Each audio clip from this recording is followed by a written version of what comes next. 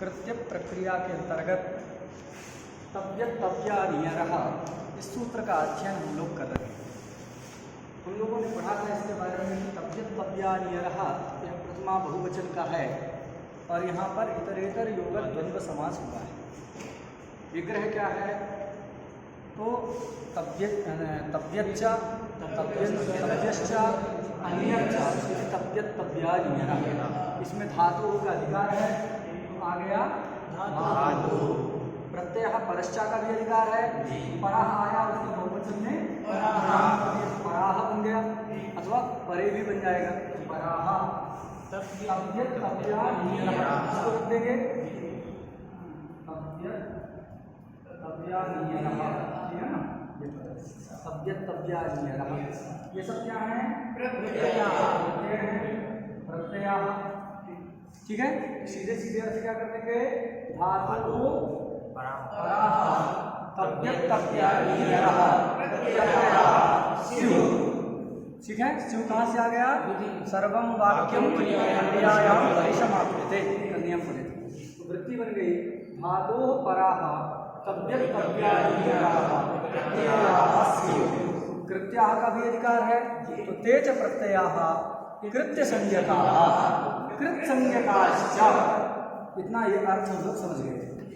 विशेष और हमने पढ़ा था कि यह एक जगह तव्यत् प्रत्यय है, दूसरा तव्य प्रत्यय, तो स्वरूप तो एक ही है, प्रयोग तो एक ही बनेगा, फिर दो प्रत्यय का विधान क्यों किया गया? तो इसके लिए हमने पढ़ा था ये स्वर विशेष के लिए, इसके लिए स्वर विशेष के लिए जब हम ता रख देते हैं तो तव्यत् प्रत्यय तित हो जाता है और तित हो जाएगा तो क्या होगा? तित स्वरितम से स्वरित होता है। और अगर तब तित कर्ण नहीं किए होते तो आद्युदात्त, तो उसको आद्युदात्त होगा। यहाँ दो प्रत्यय है तव्यत् और एक तव्य, तो तव्यत् में स्वरित होगा और तव्य में आद्युदात्त। पुनः अन्यर प्रत्यय है, यहाँ पर भी अनीय ही बसता है, रेप की संज्ञा होकर के लोप हो जाता है, तो रा की संज्ञा करने का क्या प्रयोजन है? रित बनाना। रित हो गया तो उपोत्तमम उपोत्तमम ये कहता है कि उपोत्तम को उदात्त होता है। उत्तम मतलब उत्तम मतलब अंत्य अच्छी, और उसके जो समीप में होगा उसको उपोत्तम कहेंगे। देखो यहाँ अंत क्या है? अनियर प्रत्यय में है ना जी, रेप तो हल है, इसमें कोई स्वर होगा ही नहीं, अंत हो गया या में आ, उसके समीप में कौन है? नकार उत्तरवर्ती इकार, तो इसको जो स्वर होगा। ये सारा विषय हम लोग कल विस्तार से पढ़े थे, एक आवृत्ति के लिए हमने नाम बताया। अब आगे इसका उदाहरण देखते हैं। एज तव्यम, हाँ, और ये भी ध्यान देना है यहाँ कि देखो एक सूत्र हमने पढ़ा है तयोरेव कृत्य प्रकरणः, तो ये कृत्य संज्ञक है ना, अतः क्या होंगे? तव्यत् तव्य और अन्यर प्रत्यय या तो भाव में होंगे या तो कर्म में होंगे, कर्ता इत्यादि अर्थ में नहीं होंगे। ये भी हमको ध्यान में रखना है। उदाहरण देखो, आज उदाहरण समझते हैं। एज तव्यम एज नियम, एज तव्यम बनाना है, ठीक है ना। एज तव्यम कैसे बनेगा? तो धातु है क्या धातु है? एद वृद्धौ, आकार का जो है क्या होकर लोप हो जाता है, एद वृद्धौ स्थिति रहती है। अब इस सभी धातुओं से विधान करता है, किसी विशेष धातु का नाम उच्चारण किया गया? नहीं किया गया, सीधे सीधे कहा गया धातु से पर। तो कोई भी धातु लिया जा सकता है, चाहे वह हलंत हो, चाहे अजंत हो, चाहे कैसी भी हो, सभी धातुओं का इस धातु शब्द से ग्रहण हो जाए। धातु शब्द क्या ले लिया? एड धातु। इस एड धातु से पर में तव्य अन्यर प्रत्यय होते हैं, एक साथ सब नहीं हो जाएंगे, एक एक करके तव्यत होगा या तो क्या नाम से तव्य होगा या अन्यर। तो देखो तव्यत प्रत्यय कर दिए, क्या स्थिति हो गई? तव्यत में तकार की संज्ञा होके तस्सलोपा से क्या स्थिति होगी? स्थिति होगी। अब ये देखो जो तव्य प्रत्यय है, इसका धातु से विधान किया गया है कि नहीं? किया गया है। कृत संज्ञा खड़ी तो हम जान ही रहे हैं। एक और सूत्र है आर्ध धातुकम शेषा। क्या सूत्र है? आर्ध धातुकम शेषा क्या कहता है? शेष की आर्ध धातु संज्ञा होती है। शेष का मतलब क्या है? तो देखो एक सूत्र है तिंसित सार्वधातुकम। क्या सूत्र है? तिंसित सार्वधातुकम। तिंग प्रत्यय और सिद्ध प्रत्यय की कौन संज्ञा होती है? सार्वधातुक। तो उससे अतिरिक्त जिसका धातु से विधान किया गया हो और जो तिंग ना हो तथा सिद्ध ना हो, ऐसे धातु से विहित प्रत्यय की आर्ध धातु संज्ञा होती है। आर्ध धातुकम शेषा का अर्थ समझ में आ गया क्या? कि धातु से विहित हो और तिंग ना हो, सिद्ध ना हो। तो तिंग सिद्ध से भिन्न हो तथा धातु से विहित हो, ऐसे प्रत्यय की कौन संज्ञा हो जाएगी? प्रत्यय धातु से विहित है कि नहीं है? एक धातु के पर में आ रहा है तो धातु से विहित हो गया। और ये तिंग है? तिंग नहीं है। सकार की संज्ञा हुई है तो स्थित भी नहीं है। तो तिंग सिद्ध से भिन्न है, धातु से विहित है धातुओं के अधिकार में, अतः तव्यत प्रत्यय की कौन संज्ञा हो जाएगी? आर्ध धातु संज्ञा होगी। तव्यत एक आर्ध धातु प्रत्यय। अगर वह आर्ध धातु प्रत्यय क्या होगा? वलादी होगा। कैसे होगा?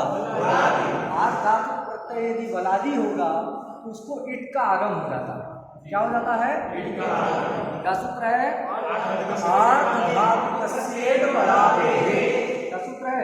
आर्ध धातु यहाँ लिख देते हैं, जो ऑनलाइन देखेंगे उनके लिए भी लाभ है। आर्ध धातु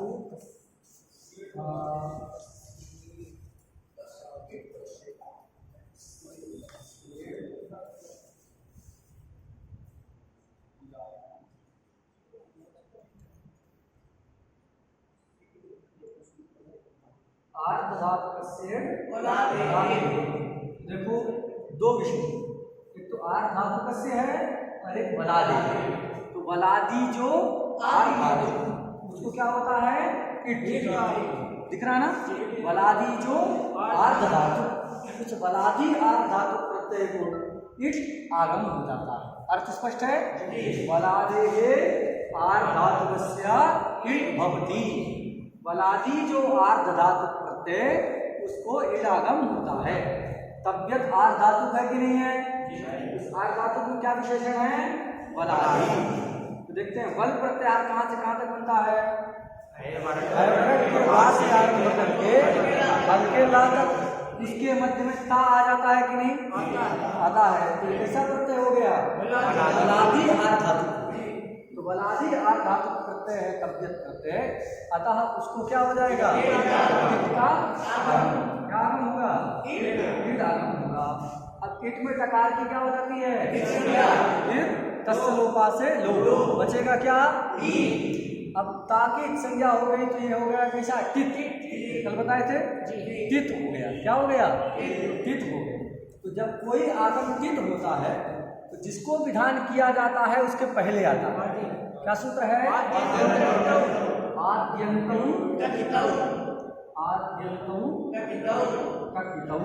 है ना जी। आद्यन्तौ कि जो तित होगा वो कहाँ आएगा? जो कित होगा वह अंत में।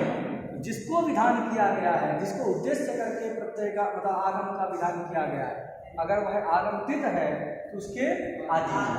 अगर कित होगा ककार की संज्ञा हुई होगी तो वह उसके। तो ये देखो इट किए हैं नहीं? अब इट में ये कित है कि तित है? कित है। तो किसको इट का विधान किया गया है? वलादी आर्ध धातु प्रत्यय। तो वलादी आर्ध धातु प्रत्यय क्या है जी? तव्यत है ना? वलादी भी है आर्ध धातु भी है। तो वलादी आर्ध धातु प्रत्यय हो गया तव्यत। उसको क्या हो जाएगा? इट करना है। अभी तित है तो उसके आदि में आए। तो कहाँ रख दिया? पहले वाली है ये, इसके पहले आए। अगर कित होता तो इसी के क्या जाता? तो तित है तो आदि में आए। ठीक है? कैसी हो गई? अब मिला नियम है अजीनम अच से हीन जो वर्ण होता है, हीन मतलब रहित, अच से रहित जो वर्ण होता है, अच से हीन वर्ण होता है, उसका पर वाले अच के साथ क्या हो जाता है, मिलन हो जाता है। ठीक है ना, संयोग नहीं कहेंगे, मेलन कहेंगे, सम्मेलन, क्योंकि संयोग जो है हलों का होता है, समझ रहे हो ना, हलो नंतराहा, जब अच से रहित हल मिलेंगे तब संयोग। यहाँ तो हल नहीं है ना, ये तो अच है, तो क्या कहेंगे, सम्मेलन, मिल जाना, बस उनके साथ मिल जाए, संयोग नहीं होगा। तो क्या कहें, अजीनम परेड संयोज्यम, संयोगा नहीं, संयोज्यम, उसको मिला देना। तो ई को मिला दिए भाव में, क्या बन गया, तब क्या स्थिति हो गई, ये हो गया ये हो गया। अब एधितव्य बनने के बाद यहाँ कौन प्रत्यय हुआ है, तब्यत हुआ है ना, एधितव्य में कौन प्रत्यय है, तब्यत। ये कैसा प्रत्यय है, कृत प्रत्यय, कृत संज्ञा हुई है इसकी, कृत प्रत्यय। तो जो कृत प्रत्ययांत शब्द होता है उसकी प्रातिपदिक संज्ञा होती है, क्या होती है। तो इस एधितव्यम शब्द की भी कृत तद्धित समासाश्चा से क्या होगी, पहले प्रातिपदिक संज्ञा करेंगे, प्रातिपदिक संज्ञा होने के बाद फिर विभक्ति कार्य करेंगे। लेकिन विभक्ति से पहले हमको ये निश्चित कर देना चाहिए कि किस लिंग में होंगे, क्योंकि हर लिंग में विभक्ति तो साथ ही है, कोई भी शब्द रहेगा वही विभक्तियाँ आती हैं, लेकिन रूप अलग अलग बनता है कि नहीं, लिंग के अनुसार अलग अलग व्यवस्था दी गई है। तो यहाँ पर भी ये जो एधितव्य शब्द है जो कि तप्यत प्रत्यय करके बनाया गया है, तो ये किस लिंग में होगा। तो देखिए, भाव में अगर प्रत्यय करेंगे तो हमेशा नपुंसक लिंग में रहेगा, इसमें रहेगा, भाव में अगर प्रत्यय करेंगे तो नपुंसक लिंग में होगा, और क्या होगा, एक वचन। ठीक है, इसी बात को ग्रंथ में लिखा है, भावे औत्सर्गिकम एक वचनम क्लीवत्वंचा, ग्रंथ में लिखा है, क्या लिखा है, भावे औत्सर्गिकम एक वचनम क्लीवत्वंचा। उत्सर्ग शब्द का कोई अर्थ बताए थे हम, सामान्य, और कहीं बताए थे सर्वनाम नाम उत्सर्गतः पूर्व परामर्शित्वम, तयोरेव प्रत्यक्ष कलर्था सूत्र पढ़ाते समय एक नियम बताए थे, सर्वनाम नाम पूर्व परामर्शित्वम। तो वहाँ उत्सर्गता का क्या अर्थ था, स्वभावतः। उत्सर्ग का मतलब क्या होता है जी, स्वभाव। उत्सर्ग शब्द का एक अर्थ क्या है, स्वभाव, और औत्सर्गिक का मतलब क्या होता है, स्वाभाविक। स्वाभाविक नहीं जी, स्वाभाविक, वृद्धि होगा ना, स्वभाव शब्द से जब प्रत्यय करेंगे तो क्या बनेगा, स्वाभाविक। उत्सर्ग है, उनको वृद्धि औ हो गया, आ को वृद्धि आ हो रहा था, तो औत्सर्गिकम का अर्थ क्या होगा, स्वाभाविकम। ठीक है ना, तो औत्सर्गिकम एक वचनम, अगर भाव में प्रत्यय कर रहे हैं, तब्यत, तब्य, अनियल, ये सब प्रत्यय अगर भाव अर्थ में करेंगे तो क्या होगा, औत्सर्गिक एक वचन हो। क्या होगा, एक वचन हो, एक स्वाभाविक है, एक वचन आ जाएगा। उसके लिए दूसरा ना तो संख्या की जरूरत है एक वचन लाने के लिए, ना तो कारक की जरूरत है, किसी की आवश्यकता नहीं। अगर द्विवचन करना है तो क्या चाहिए, द्वित्व संख्या होनी चाहिए। अगर बहुवचन करना है तो बहुत्व संख्या होनी चाहिए। लेकिन एक सिद्धांत बताया गया, एक वचन लाने के लिए एकत्व संख्या की बहुत जरूरत नहीं है। एकत्व संख्या यद्यपि है, द्वैकयोर द्विवचनैक वचने सूत्र है, एकत्व की विवक्षा में एक वचन होता है, द्वित्व की विवक्षा में द्विवचन होता है, ऐसा सब अर्थ है। लेकिन भाष्यकार ने सिद्धांत बताया कि एक वचन जो प्रत्यय है, एक वचन संज्ञक जो सुप्रत्यय है, वो एक स्वाभाविक है, मतलब स्वतः हो जाता है, उसके लिए जरूरत नहीं। ठीक है ना, नहीं तो बहुत सारे शब्दों का हम प्रयोग नहीं कर पाते। जो पूजा पाठ कराते हैं वो समझते होंगे, एक फट शब्द का प्रयोग होता है, चंडी पाठ में आता है, हुम शब्द का प्रयोग होता है। अब फट में कोई संख्या समझ में आ रही है, अगर संख्या नहीं होगी तो फिर कोई प्रत्यय नहीं आएगा, प्रत्यय सुप्रत्यय वगैरह नहीं आया तो क्या होगा, उसकी पद संज्ञा नहीं होगी, पद संज्ञा नहीं होगी तो उसका प्रयोग भी नहीं कर सकते। एक नियम है, अपदम न प्रयुंजीत, क्या नियम है, अपद का प्रयोग नहीं करना चाहिए। हमेशा किसका प्रयोग करना चाहिए, पद का। पद मतलब या सुबंत हो या तिगंत, सुप्तिगंतम पदम, सुबंत और तिगंत को ही पद कहते हैं। तो पद का ही प्रयोग करना है, अपद का प्रयोग नहीं करना। इसकी पद संज्ञा नहीं हुई है उसका प्रयोग नहीं करना। अब हूम शब्द से कोई अगर प्रत्यय ना आए, सु प्रत्यय नहीं आएगा तो क्या नहीं बनेगा, पद बनेगा, प्रयोग ही नहीं हो पाएगा। फट शब्द से कोई प्रत्यय नहीं आएगा तो पद नहीं बन पाएगा और उसका प्रयोग नहीं होगा। तो हूम, फट, बहुशट, ये सारे शब्दों का प्रयोग होता है कि नहीं होता, होता है। इसका मतलब वो सारे के सारे शब्द क्या हैं, पद हैं। पद नहीं होते तो प्रयोग नहीं होता, प्रयोग हो रहा है तो क्या समझ जाएंगे, पद हैं। पद है इसका मतलब वहां प्रत्यय की उत्पत्ति हुई है, किसी कारण से लोप हो गया। अव्यालाप सुपा अव्यय है तो उनसे परे प्रत्यय का क्या हो जाता है, लुप हो जाता है। अव्यालाप सुपा से लुप हो जाएगा, लेकिन प्रत्यय तो आया ही है। इसलिए एक सिद्धांत बताया जाता है, एक वचन करने के लिए कोई संख्या इत्यादि की जरूरत नहीं है।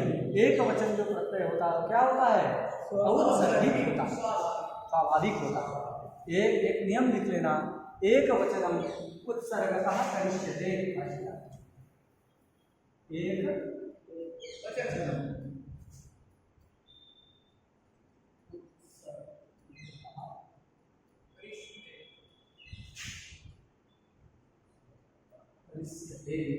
एक वचनम उत्सर्गतः करिष्यते, एक वचनम उत्सर्गतः करिष्यते। एक वचन है नहीं, एक नियम महाभाष्य में इसको उल्लेख किया गया है। एक वचनम उत्सर्गतः करिष्यते, अर्थ समझना गया। एक वचन संज्ञक जो प्रत्यय है वह स्वाभाविक स्वभाव से ही हो जाता है, उसके लिए संख्या इत्यादि की जरूरत नहीं। देखो जब भाव में प्रत्यय करते हैं तो भाव का मतलब क्या होता है जी, क्रिया। क्या होता है, क्रिया। अच्छा एक बात थोड़ा सा गंभीर है, समझने की कोशिश करो। ये जो तयोरेव प्रत्यक्त खलर्थाः में तयो शब्द से भाव अर्थ किए हैं कि नहीं, तयो का अर्थ किए हैं भाव कर्म। तो तयो का अर्थ भाव और कर्म कैसे हो गया, तो हमने पढ़ा था कि उसमें लह कर्मणि च भावे लह कर्मणि च भावे चाकर के व्यासूत्र के द्वारा कर्म और भाव की भाव का परामर्श हो रहा था। तत्शब्द के द्वारा कर्म और भाव का परामर्श। तो भाव क्या चीज है, वहाँ लह कर्मणि च भावे चाकर्म के व्या में भाव शब्द का जो अर्थ होगा वही अर्थ यहाँ भी करना पड़ेगा, क्योंकि वहीं से भाव का संबंध इसमें हुआ। लह कर्मणि च भावे चाकर्म के व्या में भाव का क्या मतलब है, तो भाव का मतलब होता है क्रिया। कैसी क्रिया, तो कहे असत्वभूत क्रिया। कैसी क्रिया, हाँ, भाव ही दो प्रकार से कहा जाता है, एक सत्वभूत भाव और एक असत्वभूत भाव। क्या कहा जाता है, सत्वभूत भाव और असत्वभूत भाव। अब ये सत्व क्या चीज है, असत्व क्या चीज है, थोड़ा सा ये भी समझना चाहिए। देखो एक आप सूत्र पढ़े होंगे, क्या निपात संज्ञा करने वाला सूत्र है ना, चादयो सत्वे। क्या सूत्र है, चादयो सत्वे। वहाँ असत्व है ना उसका पीछे, तो चादियों की निपात संज्ञा होती है कब, जब वह असत्व का प्रतिपादन करेंगे। असत्ववाची अर्थ, सत्व का मतलब होता है द्रव्य, सत्व का मतलब द्रव्य, असत्व का अर्थ अद्रव्य। तो अद्रव्यवाची जो चादी होंगे उनकी निपात संज्ञा करता कि नहीं। अब ये देखो समझ में नहीं आया, जैसे असत्व का अर्थ अद्रव्य तो कर दिया, लेकिन मालूम नहीं है अद्रव्य का मतलब क्या है, तो भी समझना पड़ेगा कि नहीं। तो देखो असत्व का मतलब होता है कि जिसमें लिंग का संख्या का अन्वय ना हो। चा शब्द है, बताओ चा में कोई लिंग समझ में आ रहा है आपको, हैं? रामः कृष्णश्च गच्छति, रामः कृष्णश्च गच्छति। चा में कौन सा लिंग है, कोई समझना है, कौन सी संख्या वहां प्रतीत हो रही है, नहीं। तो ये कैसा हो गया, इसमें लिंग का भी अन्वय नहीं है, संख्या का भी अन्वय नहीं है। और रामः कह रहे हैं तो वहां पर आपको पुल्लिंग भाषित हो रहा है कि नहीं, है? एकत्व संख्या प्रतीत हो रही है कि नहीं। रामू कहेंगे तो द्वित्व संख्या का भान होगा कि नहीं। तो क्या देख रहे हैं, कि राम कृष्ण ये जो शब्द हैं ये सब कैसे हैं? सत्ववाची। कैसे हैं? सत्ववाची। चा इत्यादि शब्द क्या है? असत्ववाची। अब सत्व असत्व का मतलब समझ आ गया? सत्व मतलब लिंग संख्या कारक का जिसमें अन्वय हो। कारक विशेष नहीं, लिंग संख्या ले। तो लिंग संख्यान्वयित्वम सत्वम। सत्व की परिभाषा याद रखिए। क्या रखिए? लिंग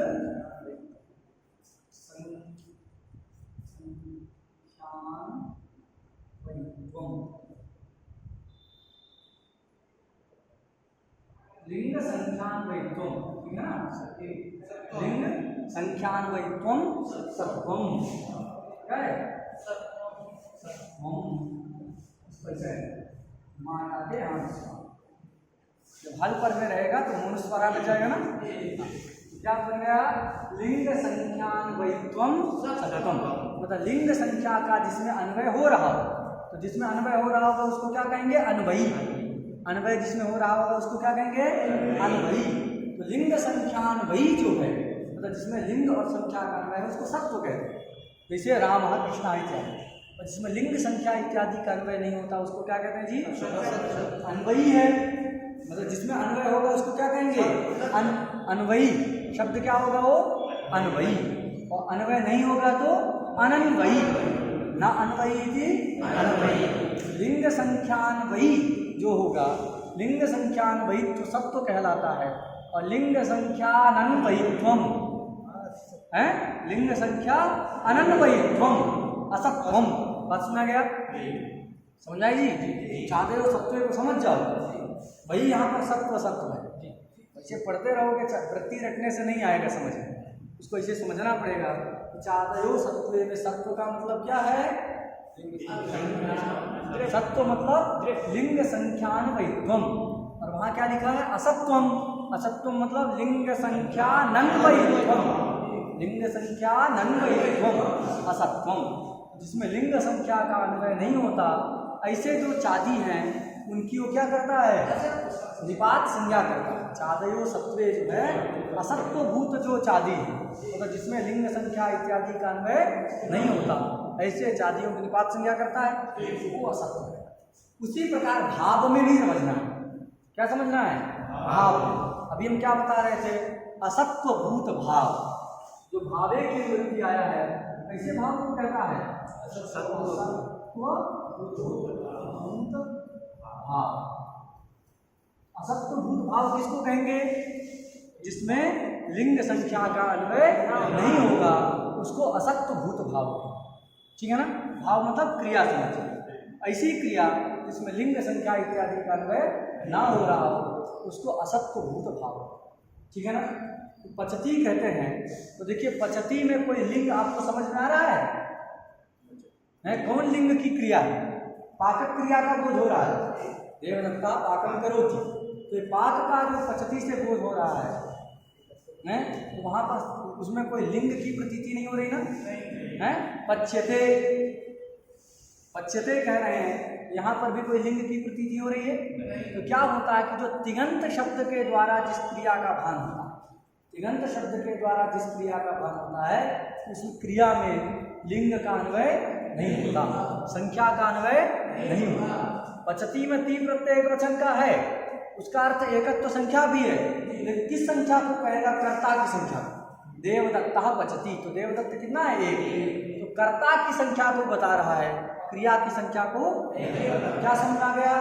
तिङन्त शब्द के द्वारा जिस क्रिया का प्रतिपादन किया जाता है, कैसी क्रिया होती है? असत्वभूत क्रिया होती है, असत्वभूत भाव होता है। ठीक है ना? मतलब लिंग संख्या का अन्वय नहीं होता। अभी पाकहा, पच धातु से घय प्रत्यय करती है, क्या बन गया? पाकहा। त्यज धातु से किए त्यागहा, रागहा, योगहा, सब जगह घय प्रत्यय करके बन। अब पाकहा से भी क्रिया का बोध हो रहा है, कि नहीं? लेकिन वहां पर देखो पाकहा पुल्लिंग वाला विसर्ग दिख रहा है कि नहीं? नपुंसक लिंग में विसर्ग रहता है ज्ञानम, क्या होता है? जब नपुंसक होता तो क्या बनता? वहाँ पाकम होता, लेकिन प्रयोग क्या होता है? पाकहा, त्यागहा, सब होता है कि नहीं? इसका मतलब पुल्लिंग है। पाको, पाका, ऐसा भी प्रयोग होता है। तो इसका मतलब क्या है? संख्या भी है, तो वो क्या हो गया? सत्व। तो वहां पर जो घय करने वाला सूत्र वहां अलग से भावे है, ठीक है कि नहीं? उसमें भावे एक स्वतंत्र सूत्र है, अलस्या भावे का संबंध होता है। और यहाँ जो ये जो कृत्य प्रक्रिया पढ़ रहे हैं, तो कृत्य प्रक्रिया स्थल में क्या होता है कि भावे का जो संबंध है वो कहाँ से है? लहा कर्मणि च भावे चाकर्मण्येभ्यः। इस सूत्र में जो भावे पद है उसी भावे का परामर्श तयोरेव कृत्यक्य खलर्थाः सूत्र के तत्शब्द से किया जाता है। तो जो तिगंत में जो भाव है, तिगंत में भाव का जो अर्थ है वही अर्थ कृत्य प्रक्रिया पढ़ते समय भाव का भी करना। तो यहाँ भी भाव में प्रत्यय होगा तो क्या होगा? उसमें लिंग का अन्वय नहीं होगा, संख्या का अन्वय नहीं होगा। तो जब होगा नहीं तो फिर न तो वहाँ एक वचन आएगा है, न तो कोई दूसरा लिंग होगा। तो क्या होगा भाई? अब कोई लिंग का अन्वय नहीं है, लेकिन एक नियम है सामान्य नपुंसकम। क्या है? सामान्य नपुंसकम। जब कोई लिंग समझ में ना आए तो सामान्य में क्या हो जाता है? नपुंसक लिंग हो जाता है। यहाँ क्या मान लेंगे हम? नपुंसक मान। और अब एक कोई संख्या भी नहीं है तो कोई वचन ला नहीं सकते ना, तो एक सामान्य नियम क्या लग जाएगा? एक वचन उत्सर्गता करिष्यते। इसीलिए लिखा कि एक वचन हो जाए, क्योंकि और कोई संख्या नहीं है, एकत्व तो संख्या भी वहाँ है नहीं, वो तो भाव इसके एक वचनम उत्सर्गता करिष्यते। इस सिद्धांत के अनुसार औत्सर्गिक एक वचन कहा गया। और नपुंसक कैसे कहा गया? जब कोई भी लिंग नहीं है तो नपुंसक कैसे कहे? कहे सामान्य नपुंसकम के अनुसार नपुंसक कह दिया। तो नियम क्या बनाया है? पंक्ति में क्या लिखा है? भावे औत्सर्गिकम एक वचनम क्लीबत्वञ्च। सिद्धांत पंक्ति में ही लिखा है, तो लघु पंक्ति में भावे औत्सर्गिकम एक वचनम क्लीबत्वञ्च। बात सुना गया? भावे औत्सर्गिकम मतलब एक वचनम उत्सर्गता करिष्यते। इस सिद्धांत के अनुसार एक वचन, ठीक है ना? वहाँ एकत्व संख्या वगैरह नहीं है। क्यों? क्योंकि असत्व भूत भाव। भाव से कौन सा भाव लेना है? असत्व भूत भाव। और असत्व भूत भाव उसी को कहेंगे जो लिंग संख्या इत्यादि ना रहे, उनका अन्वय ना होता हो, तभी वह असत्व भूत भाव कहलाएगा। बात सुनाई कि नहीं? तो कैसा भाव कहा जा रहा है? असत्व भूत भाव। तो संख्या रहेगी नहीं रहेगी। फिर एक वचन कैसे आएगा? एक वचन उत्सर्गता करिष्यते। इस सिद्धांत के अनुसार औत्सर्गिक एक वचन। कैसा एक वचन है?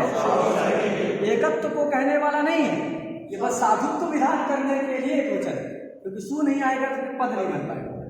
तो औत्सर्गिक एक वचन हो गया। फिर क्लीबत्वञ्च लिखा। क्लीब कैसे हो गया? सामान्य नपुंसकम। सुना गया? सामान्य नपुंसकम के अनुसार यहाँ पर क्या हो जाएगा? नपुंसक लिंग होगा और उसका एक वचन। बात सुना गई? भावे औत्सर्गिकम एक वचनम क्लीबत्वञ्च। जब भी भाव अर्थ में तद्यत, तद्य, अनियर इत्यादि कोई भी कृत्य संज्ञक प्रत्यय कर रहे हैं, कौन से? कृत्य संज्ञक। भाव अर्थ में कृत्य संज्ञक प्रत्यय करेंगे अथवा क्ता प्रत्यय करेंगे अथवा खलर्थ प्रत्यय करेंगे। तो तीन में से कोई कृत्य संज्ञक प्रत्यय, क्ता प्रत्यय अथवा खलर्थ प्रत्यय, इनमें से कोई प्रत्यय अगर किस अर्थ में करेंगे? भाव अर्थ में करेंगे। तो भाव में कहेंगे तो कैसा भाव निकलेगा वहां से? असत्व भूत। प्रत्यय का अर्थ भाव होगा, असत्व भूत भाव होगा। और असत्व भूत भाव है, इसका मतलब लिंग संख्या अनन्वयी। लिंग संख्या अनन्वयी है, लिंग संख्या का अन्वय होगा नहीं। लिंग संख्या का अन्वय नहीं होगा तो कौन सा लिंग किया जाए? कौन सा वचन लाया जाए? तो कहे औत्सर्गिक एक वचन आ जाएगा और सामान्य नपुंसकम से नपुंसक। ठीक है ना? वो कोई सिद्धांत, वो एक फैक्ट बता दिया है सिद्धांत के रूप में, लेकिन होता किससे है? तो इससे एक वचन उत्सर्गता करिष्यते भाष्य सिद्धांत के अनुसार होगा, इसके द्वारा होगा और सामान्य नपुंसकम से नपुंसक। तब देखो एक द्रव्य बन गया, प्रातिपदिक संज्ञा भी इसकी हो गई जिस समासाश्च से। अब विभक्ति लाना है, विभक्ति लाने से पहले लिंग की व्यवस्था करनी होती है, हैं? तो लिंग की व्यवस्था हमने कर लिया कि कौन लिंग होगा? सामान्य नपुंसकम से नपुंसक।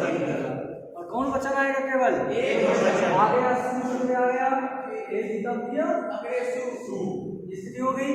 अब ये नपुंसक लिंग में है, निश्चित हो चुका है कि नहीं? अकारांत से पर में है। देखो एक एधितव्य शब्द कैसा है? अकारांत। अकारांत एधितव्य है, नपुंसक लिंग में विद्यमान, इससे परे जो सूत्र प्रत्यय है उसको हो जाता अम। सूत्र है अतोम। क्या सूत्र है? अतोम। जो अदंत है, अकारांत है, ऐसे नपुंसक से परे जो सु प्रत्यय होता है उसको क्या हो जाता है? हम। सु को क्या कर देंगे? हम।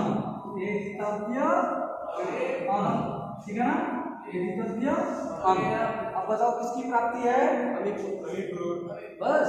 अरे आज अवर्ण से अचपर में है, तो अवर्ण से अचपर, ये अवर्ण है एधितव्य वाला, तो इससे अवर्ण से अचपर में है अम का आकार, तो क्या प्राप्त है? पहले आद गुणा से गुण प्राप्त। उस आद गुणा से प्राप्त गुण को रोक करके एक सूत्र है अकः सवर्णे दीर्घः।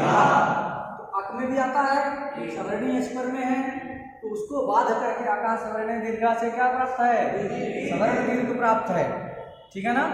क्रम से याद रखना ना क्या क्या प्राप्त है। तो पहले आद गुणा से गुण प्राप्त है, उसको रोक करके अकः सवर्ण दीर्घः से सवर्ण दीर्घ प्राप्त है, और उस सवर्ण दीर्घ को बांधने के लिए सूत्र है प्रथमयोः। तो ये प्रथमा संबंधी है कि नहीं है? हम द्वितीय वाला है, प्रथमा वाला है, उसके स्थान में आदेश हुआ है, तो ये प्रथमा संबंधी है। तो प्रथमा संबंधी जब अचपर में रहेगा तो क्या हो जाएगा?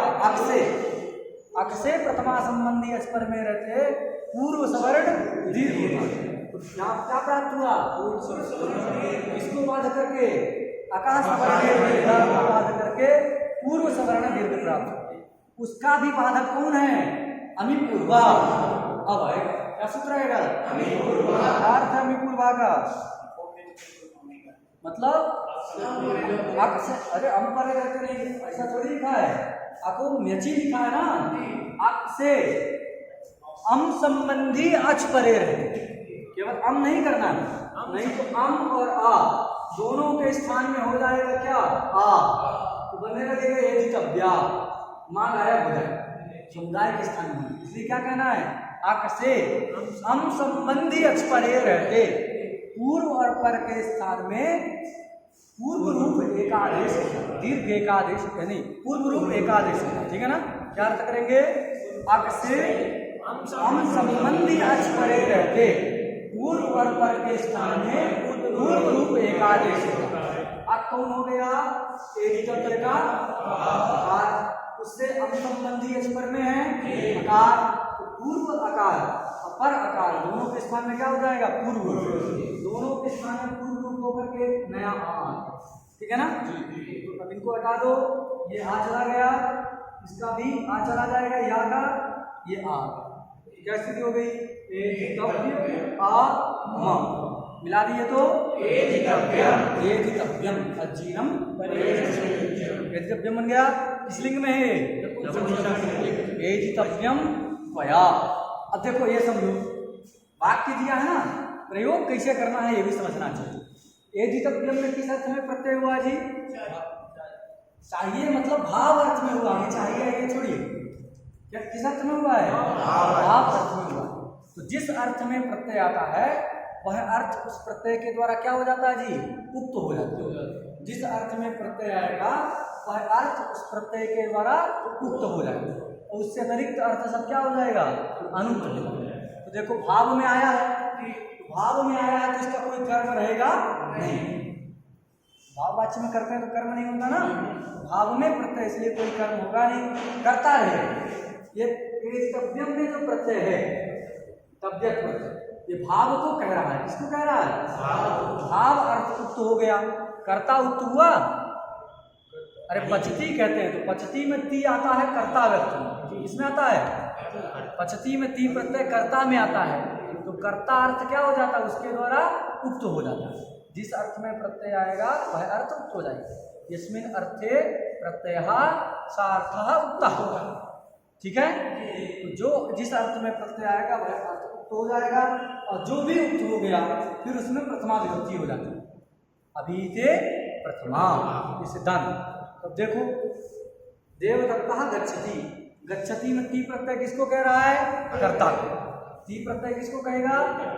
कर्ता उक्त हो गया, देवदत्त उक्त हो गया। अब उसमें कौन व्यक्ति आ गई? प्रथमा, देवदत्तः गच्छति। ठीक है, देवदत्तेन गम्यते, यहाँ देखो तो ते प्रत्यय किसको कह रहा है? कर्म को। गम्यते में जो ते प्रत्यय किसको कहता है? कर्म को कहेगा। तो कौन उक्त होगा वहां? कर्म उक्त हो गया। कर्ता उक्त हुआ तो कैसा करता है? अनुक्त। तो जब कर्ता अनुक्त रहता है तो उसमें कौन व्यक्ति हो जाती है? तृतीया। कर्तृकरणयोः तृतीया। अनुक्त कर्ता में तृतीया होती है। क्या बनता है? देवदत्तेन गम्यते। गांव भी छोड़ दो, ग्रामः गम्यते। यहाँ देखो ते से क्या उक्त हो गया? कर्म। कर्म कौन है? ग्राम। तो उक्त हो जा रहा है, इसलिए इसमें क्या हो जाएगी? प्रथमा। अरे अनुक्त कर्म में द्वितीया होती है ना जी, अनुक्ते कर्मणि द्वितीया स्यात्। तो जो भी उक्त हो जाएगा उसमें कौन व्यक्ति होगी? प्रथमा। बात सुना गई? तो देवदत्तेन ग्रामः गम्यते। ते को पकड़ो अंतिम में प्रत्यय। ते प्रत्यय किसको कहता है? कर्म। तो कर्म उक्त हो गया और जो भी उक्त हो जाएगा उसमें कौन व्यक्ति आएगी? चाहे कर्म हो, चाहे कर्ता हो, चाहे संप्रदान हो, चाहे अधिकरण हो, अपादान हो, कोई भी कारक अगर उक्त हो गया, क्या हो गया? उक्त हो गया किसी प्रत्यय के द्वारा, फिर उसके वाचक शब्द से कौन व्यक्ति आ जाएगी? तो यहाँ गम्यते में कौन उक्त हो रहा है? ते के द्वारा कर्म। तो कर्म में प्रथमा आएगी तो ग्रामः गम्यते। कर्ता उक्त हुआ? नहीं हुआ। तो कर्ता क्या है? अनुक्त है। अनुक्त कर्ता में कौन व्यक्ति होगी? तृतीया। देवदत्तेन ग्रामः गम्यते। बात सुना गई? अब यहाँ देखो एदितव्यम में आओ, समझ में आ गई बात? वहां तो एदितव्यम में देखो तद्यत प्रत्यय किसको कहता है? भाव। किसको कहता है जी? भाव को कहता है। क्या अर्थ उक्त होगा? भाव अर्थ उक्त हो जाएगा, ठीक है ना? कर्ता उक्त हुआ? नहीं हुआ। कर्ता अनुक्त है, अनुक्त कर्ता में कौन व्यक्ति आ जाएगी? तृतीया। इसीलिए लिखा एदितव्यम त्वया। तुमको क्या करना चाहिए? पढ़ना चाहिए, तुमको आगे बढ़ना चाहिए। एदितव्यम त्वया। बात सुना गई? आगे देखो, और दूसरा अनियर प्रत्यय कर देंगे तो एदितव्य अनियर। क्या स्थिति होगी? एदितव्य अनियर। अरे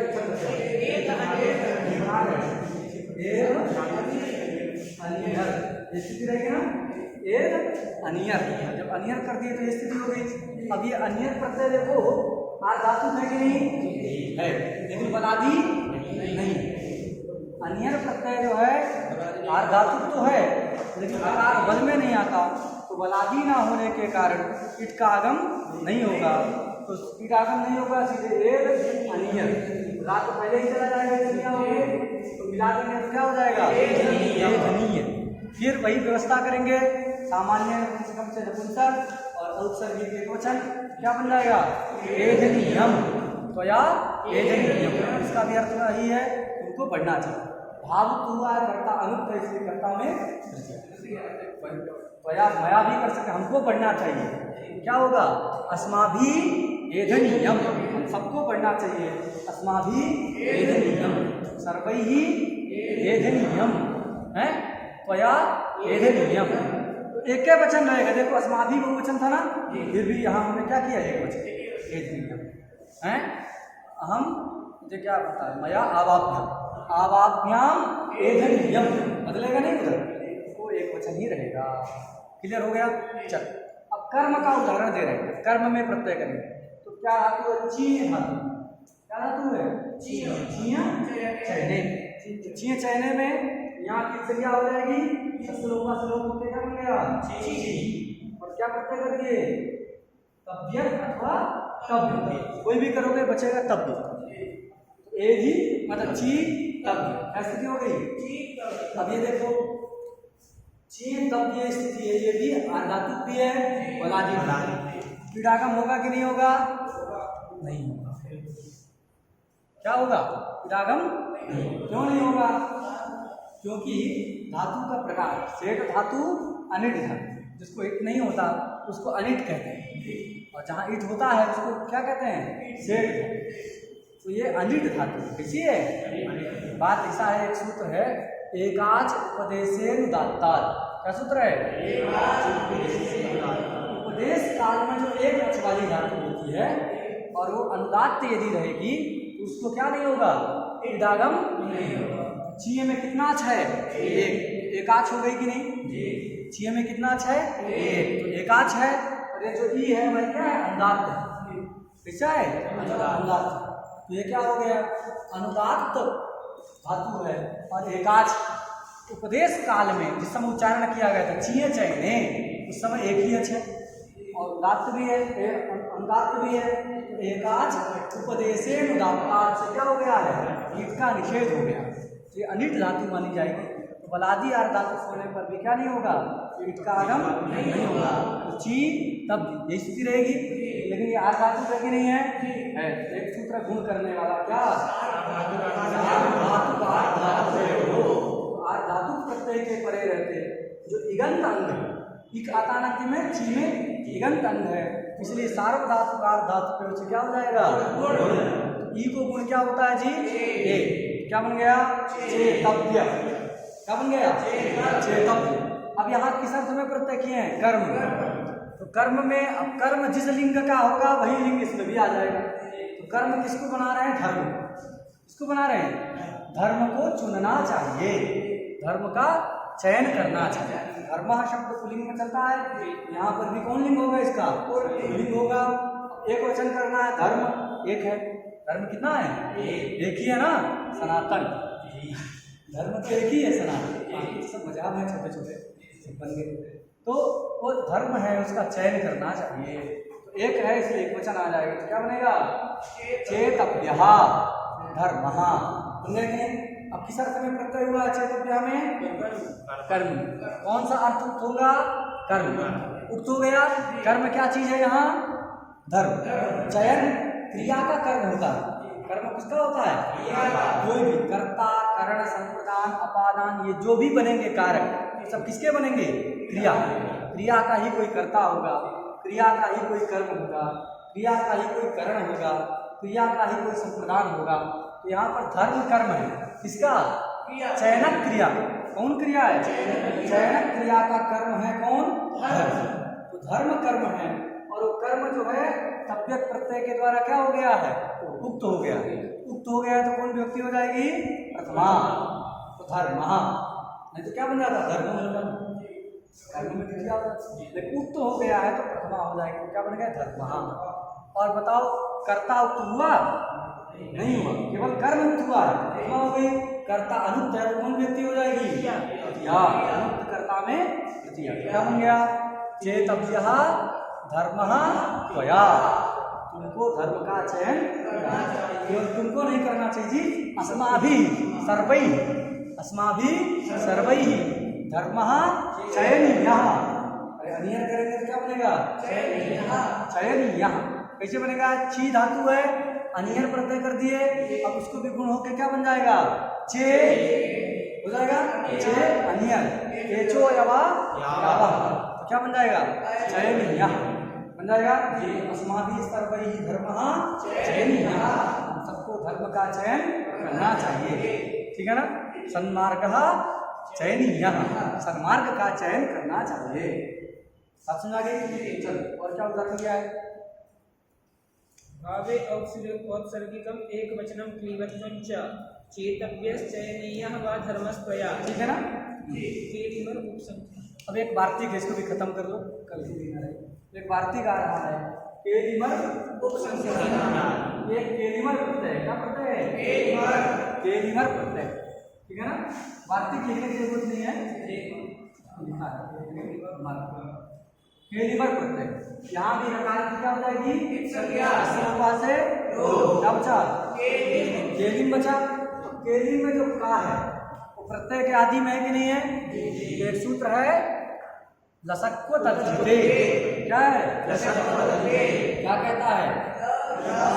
और कवर संज्ञक होते हैं अगर प्रत्यय के आदि में विद्यमान, प्रत्यय के आदि में विद्यमान नकार, सकार, कवर इस संज्ञक होते हैं तद्धित को छोड़ के। अतद्धिते है ना? तद्धित प्रत्यय तो नहीं है, कृत है, अतः यहाँ पर ककार की विद संज्ञा हो जाएगी। क्या बचेगा? एलिम, ये बचेगा एलिम। एलिमर प्रत्यय में क्या बचता है? एलिम, ठीक है ना। एलिम प्रत्यय कर दिए, तो देखो एलिम कर दिए तो क्या धातु दिया जी? पच धातु। क्या धातु है? पच धातु है। पच धातु से भी क्या कर दिए? एलिमर प्रत्यय किए, बचा क्या? एलिम। क्या बचा? एलिम। अब यहाँ पर देखो ये धातु तो होगा लेकिन बलादी नहीं है, विटागम नहीं होगा, तो पच एलिम।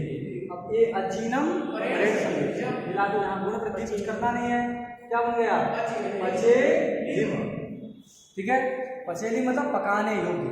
क्या पकाने योग्य है? तो कहे मांस। मांस मतलब उड़द। पचेलिमाः उसका अर्थ लिख रहे हैं वक्तव्याः। यहाँ किस अर्थ में प्रत्यय हुआ है? पचेलिमाः में किस अर्थ में प्रत्यय है? अरे देखो दो में ही होता है, भाव में और कर्म में।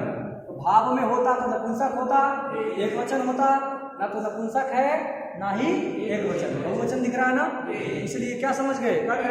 बहुत विचार की जरूरत नहीं, थोड़ा सा सावधानी रखिए कि अगर भाव में दो में ही हो रहा है, भाव में और कर्म में, तीसरा तो कोई है नहीं। भाव में होगा तो नपुंसक नहीं, एक वचन होगा, यहाँ तो बहुवचन दिख रहा है, तो कर्म अर्थ में प्रत्यय। एलिमर प्रत्यय किस अर्थ में होता है? ग्रंथकार लिखते हैं कर्मणि प्रत्यय। एक भाव में होता ही नहीं है कभी। ग्रंथकार का क्या मानना है? ये केवल कर्म अर्थ में ही होता है, भाव अर्थ में नहीं होता, ठीक है ना। इसलिए लिखा कर्मणि प्रत्यय, दूसरे में नहीं लिखा कहीं। धर्मा के लिए लिखा था, चेत अप्याह में नहीं लिखा था कर्मणि प्रत्यय। क्यों? क्योंकि वहां कर्म में भी हो सकता है और कहीं भाव में भी हो सकता है कहीं स्थल पर। लेकिन यहाँ तो एलिमर प्रत्यय केवल किसमें होगा? कर्म अर्थ में ही होगा, कर्मणि प्रत्यय। एक ग्रंथ है व्याकरण का काशिका, जयादित्य और वामन के द्वारा लिखा गया ग्रंथ क्या है? काशिका वृत्ति। तो काशिका वृत्ति के रचयिता हैं, वो कहते हैं कर्मकर्ता में प्रत्यय होता है। किसमें होता है? कर्मणि नहीं कहते, कर्मकर्तरी कहते हैं। क्या कहते हैं? कर्मकर्तरी प्रत्यय। उनके मत का निराकरण करने के लिए ही क्या लिख दिया? कर्मणि प्रत्यय। इसका मतलब क्या निकल गया? न तू कर्मकर्तरी, कर्म में ही प्रत्यय है, कर्मकर्ता में नहीं है। अगर वैसा करेंगे तो भाष्य के साथ क्या होगा? विरोध होने लगेगा, ठीक है ना। इसलिए एलिमर प्रत्यय भी हम लोग करते हैं। तो देखो 7 प्रत्यय होते हैं कृत्य प्रक्रिया में, कृत्य संज्ञक 7 प्रत्यय हैं, जिनमें से 4 प्रत्ययों का हम अध्ययन एक ही सूत्र में समझेंगे, ठीक है। इसको ठीक से ध्यान रखना। भावे उत्सर्गिकम एक वचन क्लीबत्वंच, लोग बोल तो देते हैं, पढ़ा भी देते हैं कि भाव में उत्सर्गी एक वचन क्लीबत्व होता है। क्या मतलब है नहीं मालूम, समझा गया? ये समझ में नहीं आता लोगों को। क्यों? आप समझे तो पहले इसको, पढ़े तो रहे होंगे लेकिन इसका नहीं मतलब समझ आया। क्यों ऐसा है? भाव मतलब क्या है, हैं? और क्यों ये नियम को बताया गया? कोई विशेष नियम नहीं है, एक सामान्य भाषा में संस्कृत में लिख दिया। नियम क्या है तो ये सब हम पढ़े, उसको विशेष जो है ध्यान कल करेंगे।